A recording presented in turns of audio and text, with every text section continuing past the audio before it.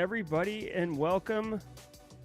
Today is August 1st, so we got a new month ahead of us. This is fantastic. This is episode 165 of Simply Cyber's Daily Cyber Threat Briefing. I'm your host, Dr. Gerald Auger, and over the next 30 minutes or so, I'm super pumped that I'll be delivering the top cybersecurity news stories of the day and providing my expert analysis on each of those stories on what it means to you as a practitioner, or if you're looking to break in the industry, we've got you covered. Shout out and thanks to this stream sponsor. Shout out and thanks to this stream sponsor, Barricade Cyber Solutions. Cybercriminals have stolen your company's data and derailed your business operations. What is going on with my top screen? There we go. I'll tell you all what is actually happening behind the scenes in a second, but let me tell you about Barricade Cyber Solutions since they are the sponsor and I do really appreciate what they're doing. Cybercriminals have stolen your company's data and derailed your business operations. Barricade Cyber Solutions will help you resolve this ransomware attack and get your business back on track. Genuinely appreciate Eric Taylor and the whole team over at Barricade Cyber Solutions sponsoring the Daily Cyber Threat Briefing. Guys, I've said it before and I'll say it again. If you work at an organization right now and you are responsible in some capacity for information security and you don't have a plan for when you get punched in the mouth, be it ransomware or just some type of compromise that requires real skilled incident response capability, then it's in your best interest to just simply reach out, set up a call with Eric and his whole team, no obligation. This is what the website looks like, and just talk through like what it would look like if you had to call them, right? Simple as that. Now, if you are live, love it. I see 73 of us in here. Pretty good for a Monday morning. Thanks for being here so much. If you're watching on replay, please be sure to drop a comment like hashtag Team Replay. That seems to be the comment du jour. And, it's the tribe of the Team Replay. I do enjoy it because I got to remind everybody, if you do have certifications that require CPEs or continuing education unit, CEUs, each episode of the Daily Cyber Threat Briefing, just like this one, is worth half a CPE. So that's 2.5 a week, 10 a month. It's August 1st. Stay with us all week. That's 2.5. Stay with the whole month of August. That's about 10, maybe 12. I don't know if it's exactly 20 days in the month, but you get my point. The key thing is, and look at everybody else doing it, just say what's up in chat. If you are a lurker, that's totally cool. No judgment. Some people, they just don't want to engage. That's cool. But be sure to just say what's up, or I'm here, or checking in, or just anything. That way, if you are ever audited, you can just point to the streams and be like, check it out. I'm in the comments. It's burned into the stream. It's called forensically sound. Those are my credits. All right. Now, if you are watching on replay, whether you're listening on the audio podcast that I publish right after each episode, or you're watching this stream itself on replay, you have the benefit of time travel. So if you want to skip the pleasantries, which I'm going to be doing in just a moment, explaining what is happening today and why I'm a bit of a mess, you can just click, maybe on your podcast app of choice, hit 30-second jumps 3 times because I go about 90 seconds. Or if you're watching visually, when this promo card starts turning into news, that means we're off and running. But for the next 90 seconds or so, I am super pumped to be slugging some coffee in my to-go mug. You know, that's an Easter egg here, or not an Easter egg, but a harbinger of what's about to happen. Sipping coffee and saying good morning to the Simply Cyber community.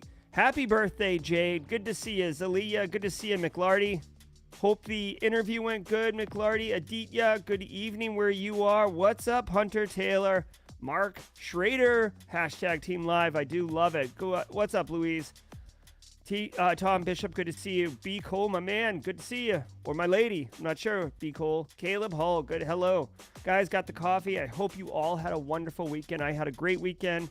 Went and had a really fun dinner with the wife and kids yesterday. Very relaxed, very loungy, long dinner outside. So the kids are running around. Had to take one of my dogs to get surgery this morning. So that's why I am coming in hot. Real hot. Didn't have anything set up at 7:57. I appreciate the grace for the couple days excuse me, for the couple minutes late that I ran in. But, got to take care of the family, and my pups are part of my family. So let me just take a slug of coffee. Yep, got the blue team rocking it. I do appreciate that Black Hills re-released this shirt since I have the red team one, and I'm a bit of a poser if I'm being honest about being red team. I mean, I appreciate the entire industry and cybersecurity and supporting all factions of it, but to call me red team is to call me like, I don't know, an electrician or something, like, or no, that's not even fair. Like a master chef. Like, I can cook, but I certainly wouldn't consider myself a master chef. Just like I can, dabble on the red side, but I'm by no means elite hacksaw at all. Good morning, Will Reed. Hey, Navina. Hope you got that World of Haiku license. Guys, the World of Haiku, I've been playing it on stream, and it's been great all week. The license raffles were great last week. I reached back out to the CEO, told him how good it was going, and asked him if he wanted to drop 5 more licenses. And he gave me a high five, virtually, of course, and dropped 5 more licenses. So I'm super pumped. We'll be raffling off World of Haiku licenses all week this week, guys. So be sure to stay with us, as I will be giving you the raffle code at halftime, and we'll be drawing at the end. Also, fun fact, today I'll be doing it live, but we'll do some team replay raffle drawings as well, where you'll go to the Discord and you'll have 24 hours to enter the raffle. That way my hashtag team replay community members aren't left like in the lurch or in the rain, like looking through the glass, like some 80s love, like teenage angst love movie, like looking through the glass at Team Live being like, why can't I get the raffle? So I'll take care of all that. All right, guys, that's gonna do it. Let me take one more slug of coffee and we will get into the news. I don't know what Joel's getting congratulated for, but it looks great. Joel, congratulations. Super pumped. Sure, it's good news. New on your channel since last Friday. Can't get enough. Well, Samuel, welcome to the party. Thank you so much. Let me get into mod chat. You just give me some grace, guys, as I'm getting my situation sorted out. All right, guys. Let's sit back, relax, and enjoy the news. What's up, Casey? Good to see you.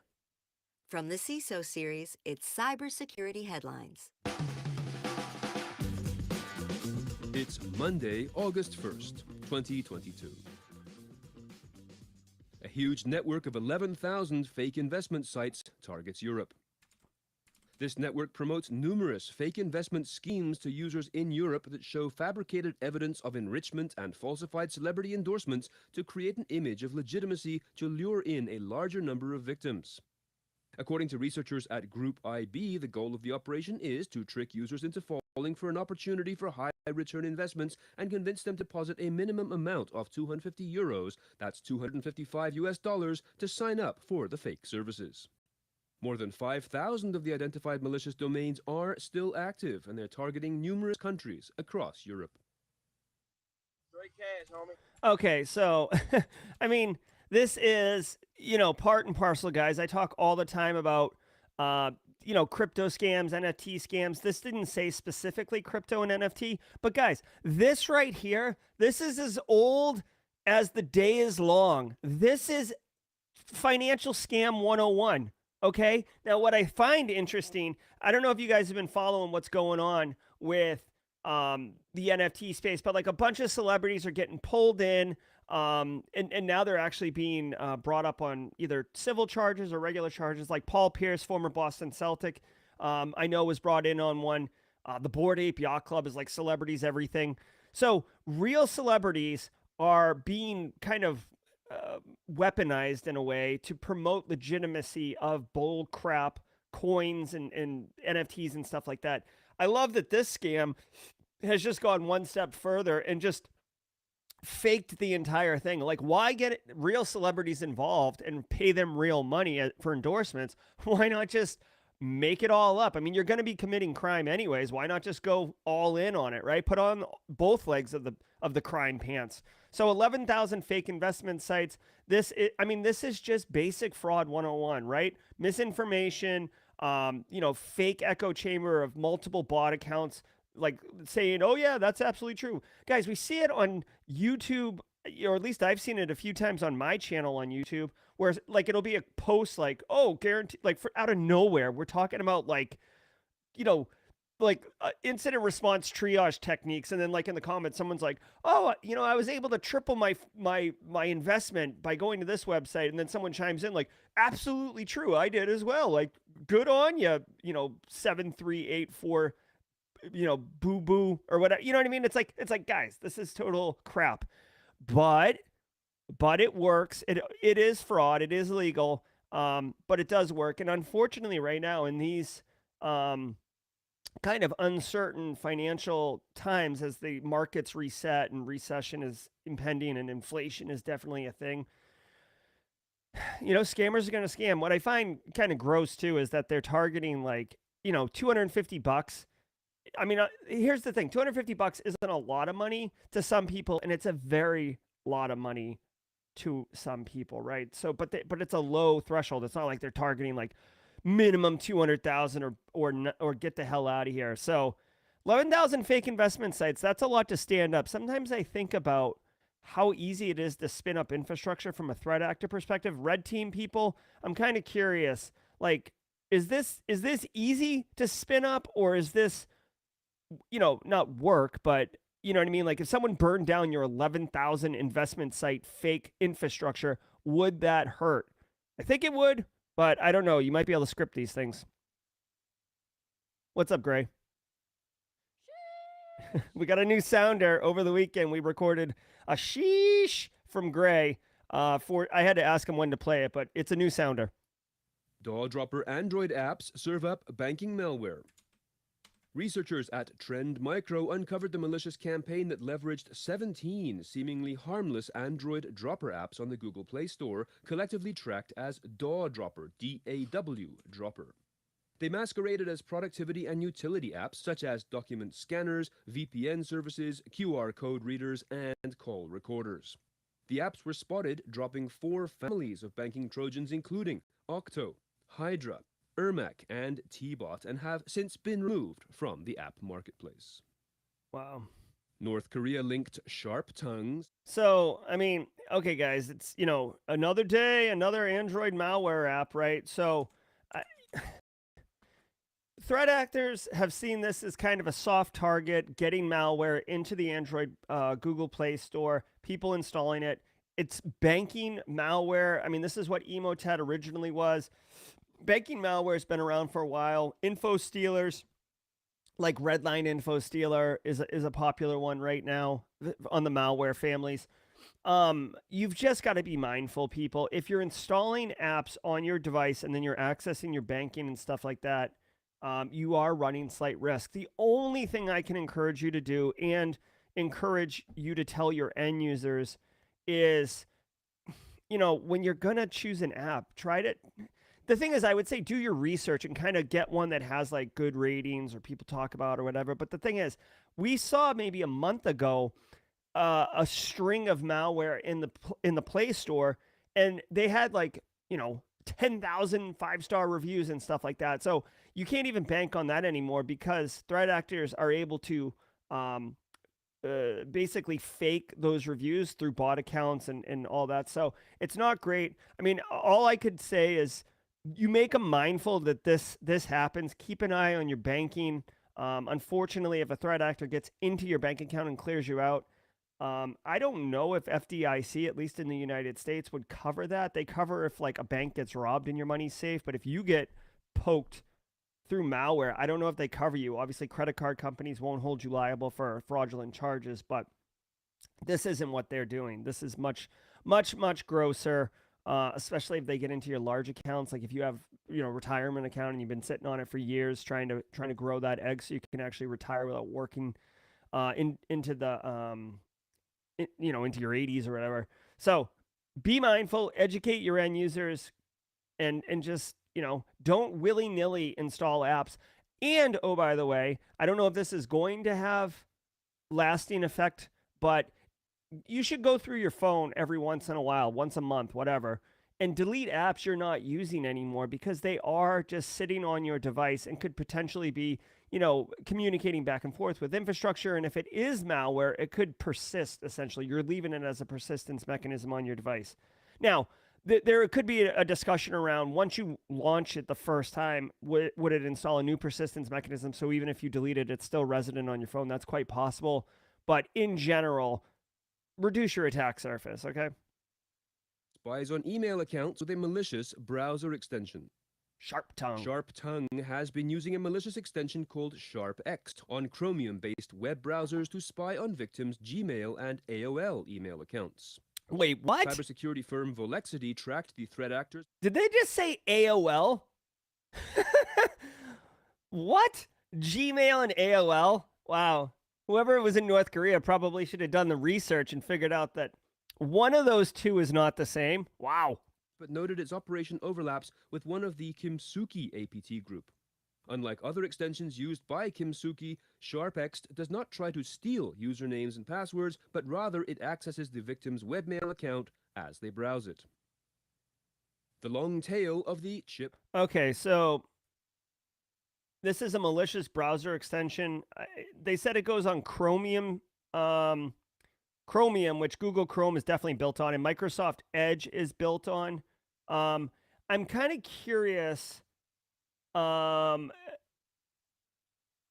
the extension gets installed, whether it's like a drive-by install that you don't have access to. Typically, when you install extensions in your browsers, it will give you a pop-up to validate that you do want to install. Now, I have seen end users in my environments install browser extension. Where's it? I've seen users in my environment install browser extensions because they're trying to do something. Like they're trying to download, this is a real example. They were trying to download a PDF or something. They were obviously not paying attention to what they were doing because they were in a site that any one of us would be like, what are you doing in this? It's like walking into a wicked sus, filthy off-strip flea market thing and thinking that you're walking into Nordstrom's. This is clearly not what you think it is, friend. Anyways, they went to do download. It popped up and said you need to install this browser extension in order to complete the download. They clicked happily through it and then installed malware. It was a crypto miner, but my point is extensions can get installed by end users.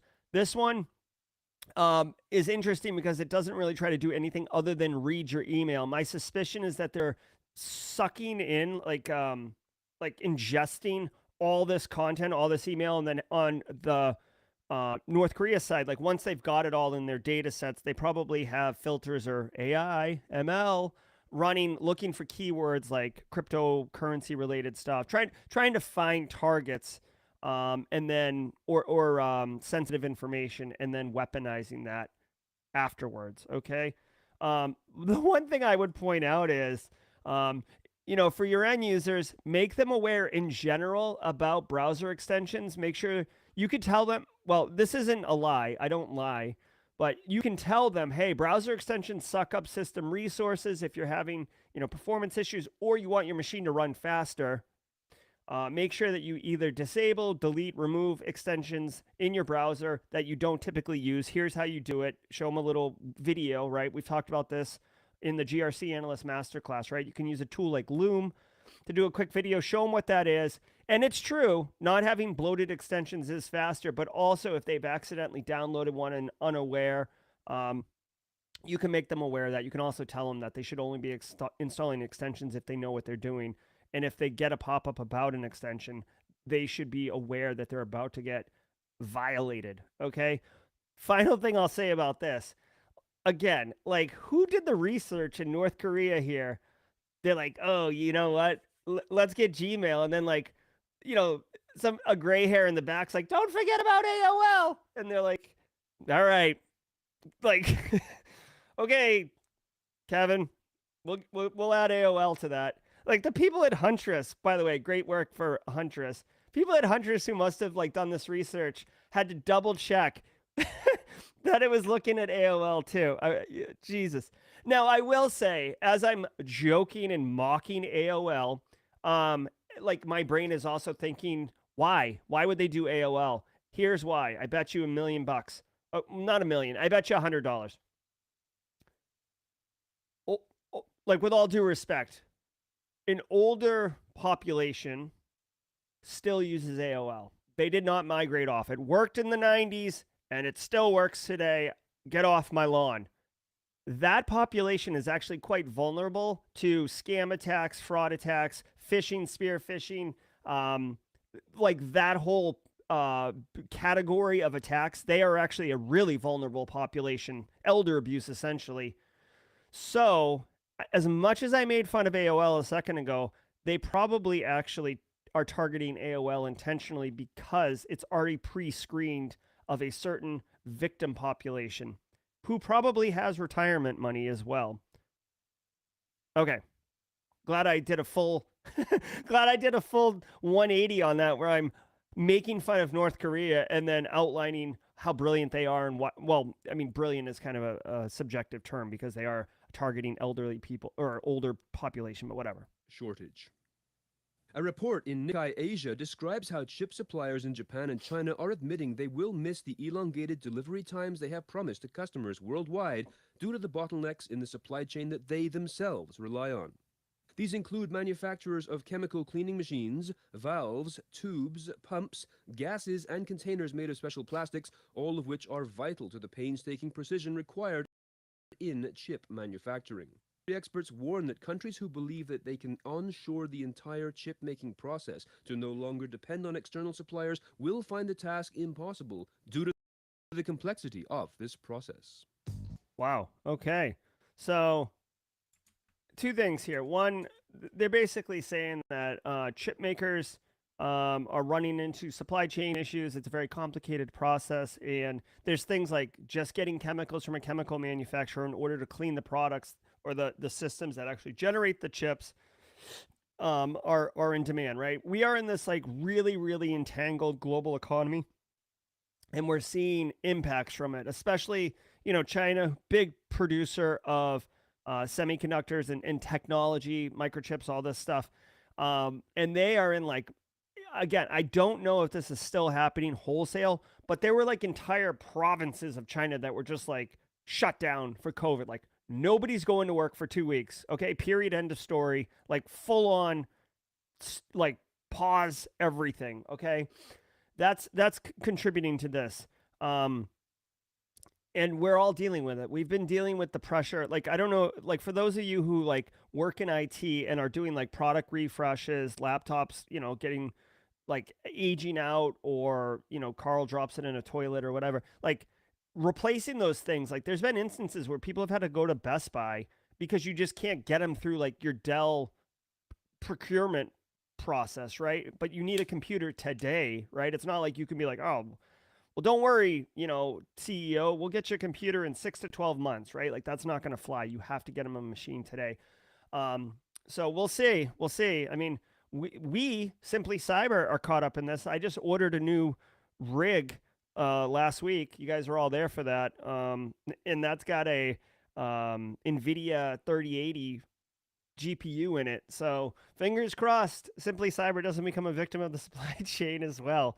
But just be mindful of this, right? I guess for practitioners, what's valuable about this, other than the personal impact of your own gear, for practitioners, the mindfulness is really think about, you're going to have to start accepting some risk around legacy systems, end of life, repurposing systems, shoring up defenses and stuff like that, because this isn't going away anytime soon. All right, let's take a minute and thank our sponsors. For this week's episode sponsor, 1's. Better production environment security starts with visibility. After all, how can you protect your most valuable asset if you don't know A, what's expected, and B, when something's happening that isn't expected? This is why 1's Confront monitors traffic to alert you to anomalies, letting you address risks, threats, and changes while blocking infiltrations before they become successful attacks. Don't just react, take your security back with 1's. Visit hyas.com. That's HYAS.com. All right. Thank you, CISO Series, for helping us put this show together. Appreciate that. Also want to thank, as I mentioned earlier, where is my... Oh, wait. Hold on 1 second. Trying to set the raffle up. Again, thank you to Barricade Cyber Solutions for sponsoring. Just as an FYI, Barricade had signed a 6-month sponsorship deal. August is the 6th month, so they've been with us for half a year. Really appreciate that long-term sponsorship. And just a reminder, guys, this is what their website looks like. It's barricadecyber.com. And if you scroll down, you'll see there's Eric Taylor, my man.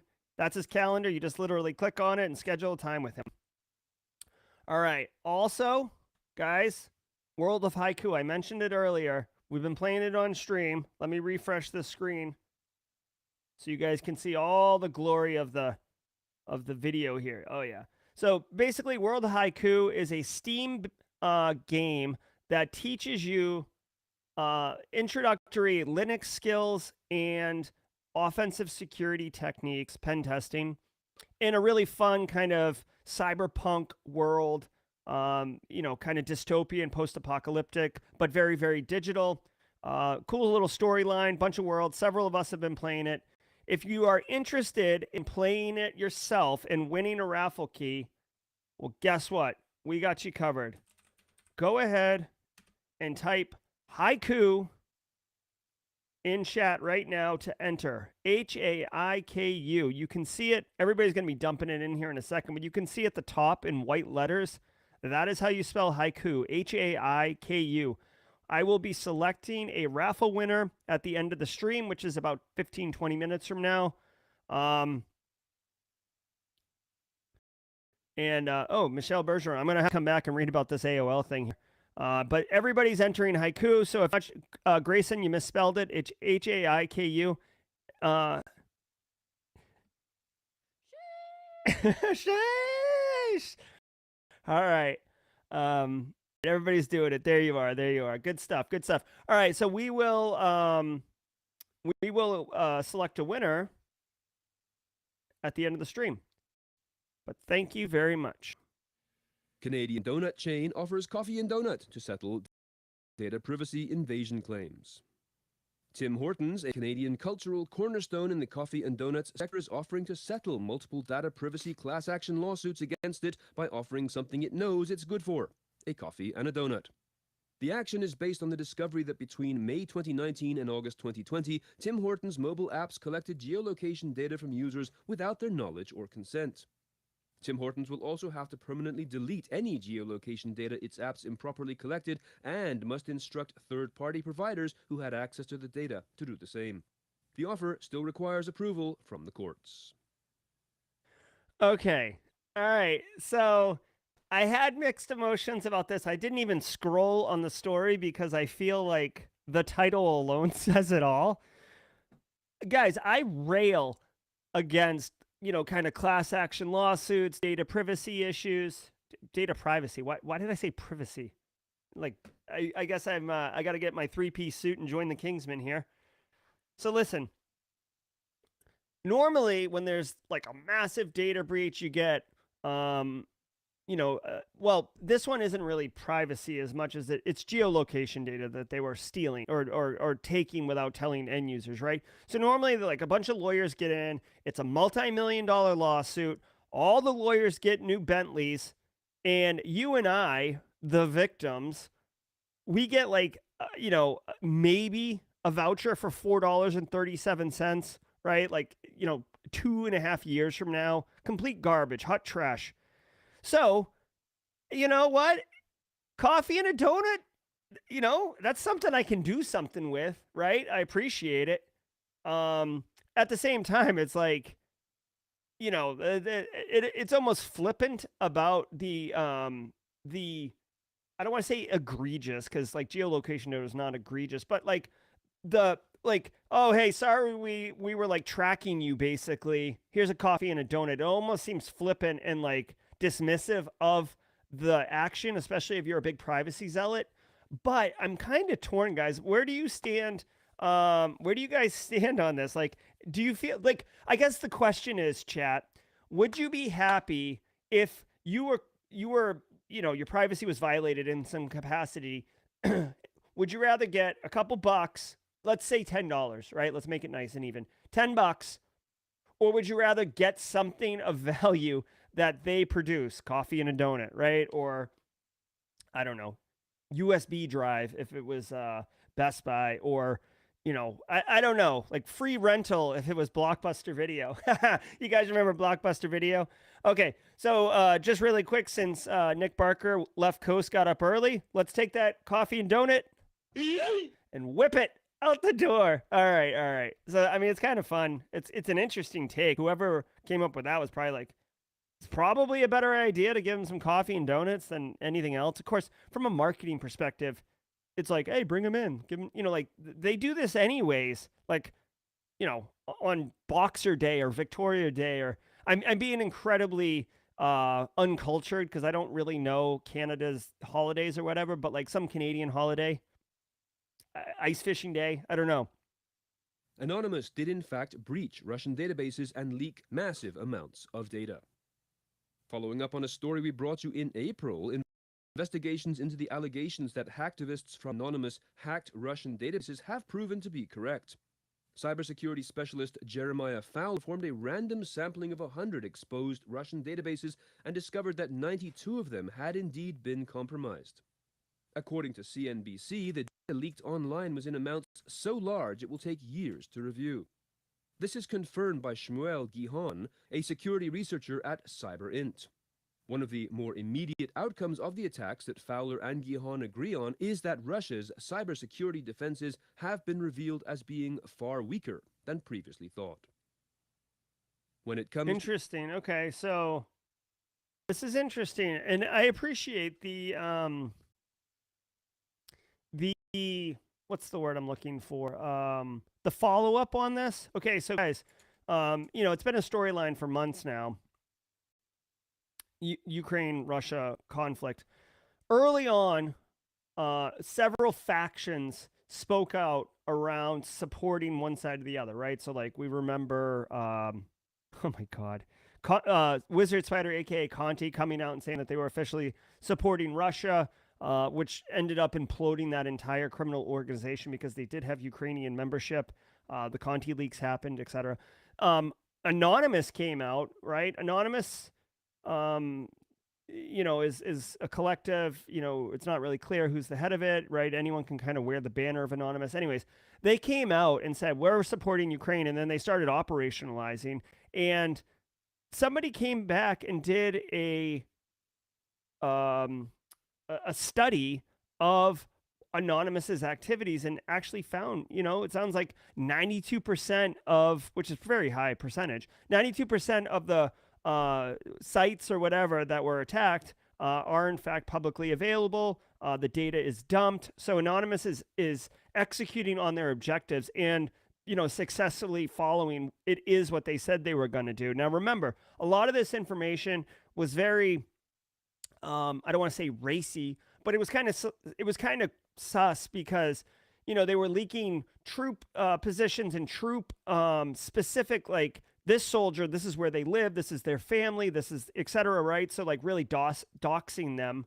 But then, you got the argument of like soldiers or whatever, people who are pro-Ukraine perhaps, or anti-Russian machine, not liking what's going on, also getting doxed and stuff like that. So it was a mixed bag. It's not like the people in Anonymous are going through and filtering out only bad people in order to release the data on. So it was a hot mess, but guys, I gotta say, Anonymous, as far as I can tell, over the years, the last 5, 6, 7, 10 years, like when they say they're gonna do something, they do it, and they do it pretty well, right? I mean, I'm trying to think of what other, they had some major attacks over the years. So, anyways, just.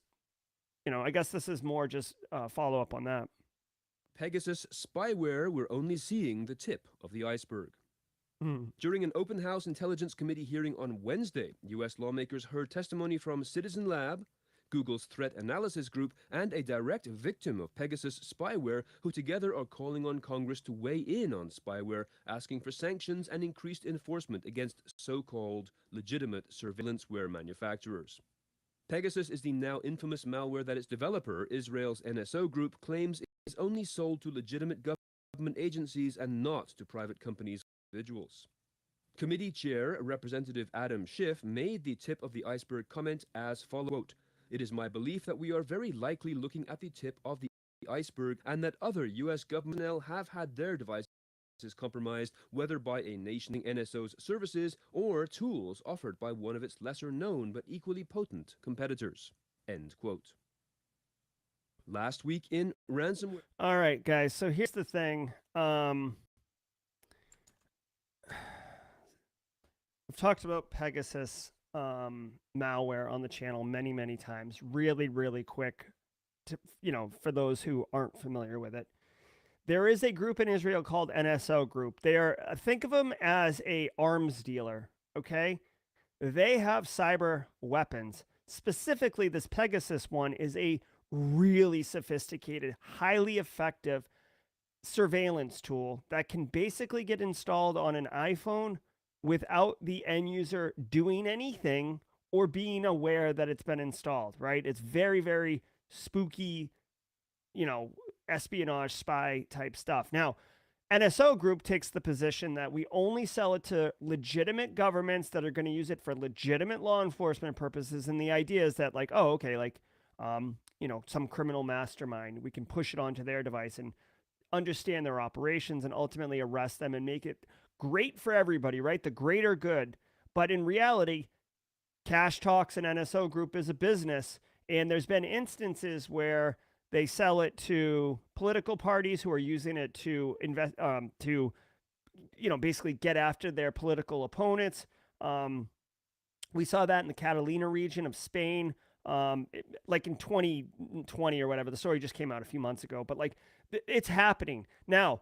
The United States Intelligence Committee, or the House Intelligence Committee, whatever, the United States is getting involved, and they're like, okay, we need to crack down on this. This isn't really good, yada, yada, yada. Here's my thing with this. Yes, I agree. And I bet you if, if we controlled it, it would be a little bit of a different narrative. Okay. So I'll just throw that out there for starters. But secondly, I don't see how the United States they're discussing this, but you can't. NSO Group is a private company in another country. And this is part of what's going on with the modern world, right? Like companies and businesses, specifically big tech companies, have a lot of power, for lack of a better term, right? And they're not confined to geopolitical boundaries or nations. Frankly, they're almost kind of their own thing. I've said this on the channel before. Elon Musk owns a space shuttle company that used to be for first world powers only. And even, US and Russia had the space race, and Russia, they have some abandoned projects and stuff like that. Like Elon Musk has that. So with this particular thing, I don't know how the United States could push down anything, but they're talking about it. They're obviously seeing it as a real threat, frankly. And when they say tip of the iceberg, as far as I know, Pegasus is kind of like the big tool that they always talk about, but with the capability to compromise a device like that so easily, obviously they have very, very skilled engineers on their team, reversers, security researchers, etc. So they could develop multiple types of malware. And I appreciate that they're looking at it. I appreciate that they're talking about it. I just don't see, how does this work out? Israel is an ally of the United States. The United States doesn't like what NSO Group's going to do or doing. So what do they say? We're not going to sanction Israel. It's a private business, right? So what do you sanction NSO Group? I don't think they care. They're making money hand over fist, selling their product and wares in the international theater. Anyways, I don't see how this will result in any type of action to this. But it is interesting that they're talking about it at that federal level because they obviously see the problem. It's a nasty bit of malware. I mean, yeah. A new ransomware do-it-yourself kit called Carmen made the rounds, making it easy for wannabe cybercriminals to launch ransomware attacks. Security researchers believe the recently discovered ransomware as a service offering was developed in part by a Russian-speaking ransomware author who goes by the alias Dev Bitox. Carmen, K-A-R-M-E-N, can turn almost anyone into a cybercriminal in just a few clicks. Carmen is based on a well-known open-source ransomware project called Hidden Tier. The customizable ransomware comes with a dashboard that allows cybercriminals to track the number of machines infected and the total revenue accrued, and provides automatic updates. Carmen even automates payment processing so users can concentrate on distributing the ransomware. All of this can be yours for just $175 US. Wow. All right. I mean, I've heard of ransomware as a service, but now they're taking it to the script kiddies, right? Putting all the functionality. I'll tell you what. I wish I had more time, dude. $175. That's not cheap, but it's not expensive. Like simply cyber video, like walk through this and ransom somebody who's given us authority, right? Obviously, I'm not going to just like pop someone and make a video of it, but it would be interesting. This is a little scary.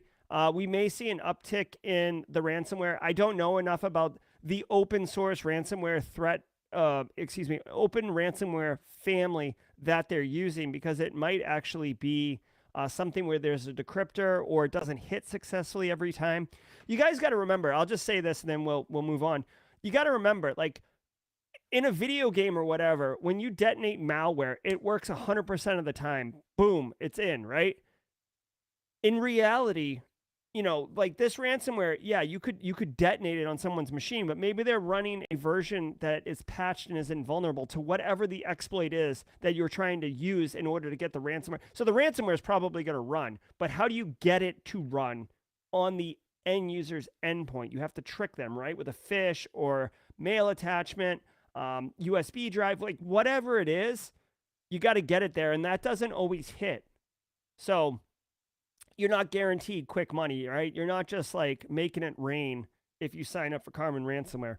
Also, by the way, if you do this, I would love to see some type of public service announcement from the federal government talking about like what the punishment would be if you committed ransomware. Like, you know what I mean? Like, so like if this is targeting 20-year-olds or, you know, someone who's in college or someone who just graduated with a ton of debt or someone who, you know, who frankly doesn't know what they're doing and just looks at it as easy money. It'd be interesting to say like, okay, like, yeah, you could do this, but, you know, 5 years, 10 years, whatever.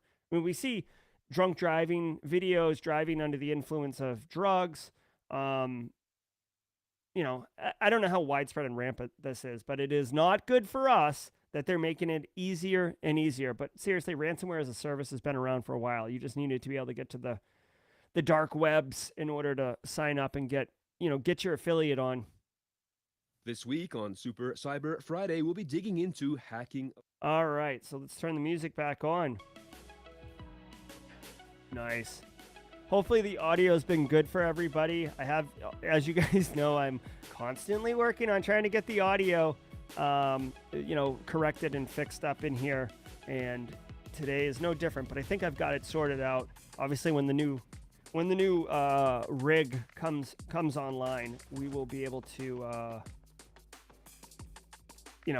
dial our audio in perfectly, and we'll do that. So let's do our raffle, guys. Remember, thanks, Joel. If you want to win a license for World of Haiku and learn some Linux skills, or refresh your Linux skills, learn a little bit of pen testing. I've been doing it on stream. I'll schedule some more live streams later this week. I would like to finish the I would like to finish the game on stream before the end of the week. I think we're in World 5 right now.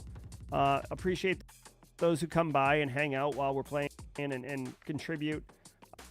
Go ahead and drop haiku. We see Doris Shot Noose dropping haiku.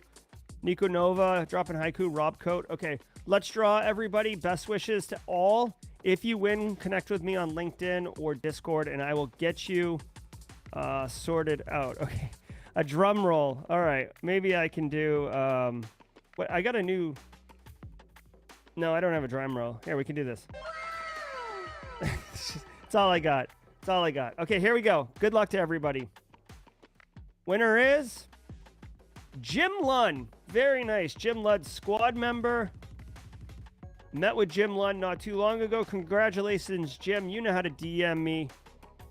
Get in there. Come collect your license.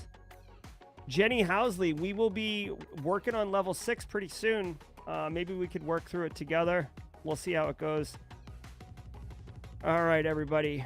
Thanks so much. Poner Joe, Left Coast getting up early. Hashtag Team Live. Very nice. Guys, really excited. Oh, real quick, just to tease something. If you are going to Black Hat DEF CON, I will be there. I am in the Trace Labs Capture the Flag contest on Saturday. Base Case is our team lead. I am wearing an NCC group hat right now. But I'm on the team. I'll be there on site executing. I was thinking, I think it's 10:30 to 2:30 local time, so Pacific time.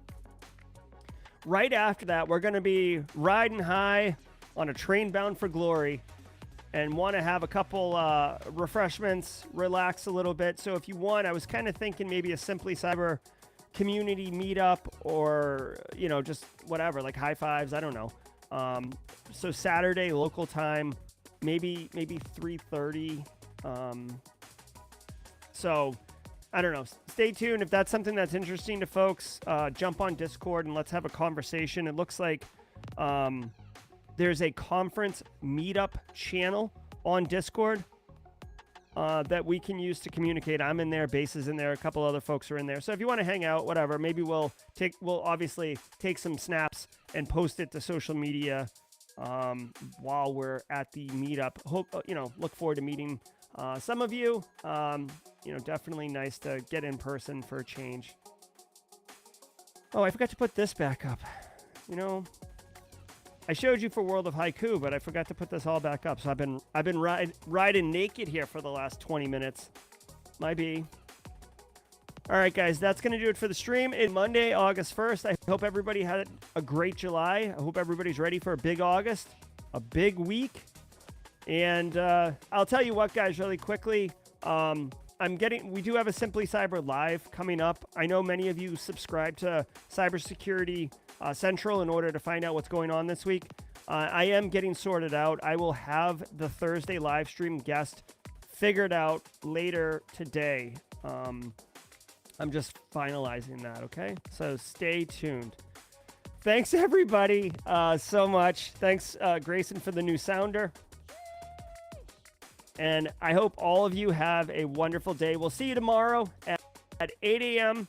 Last thing. Sorry, I'm always like one last thing. I don't know when I'm doing the World of Haiku Let's Plays, but they are kind of coming hot and heavy.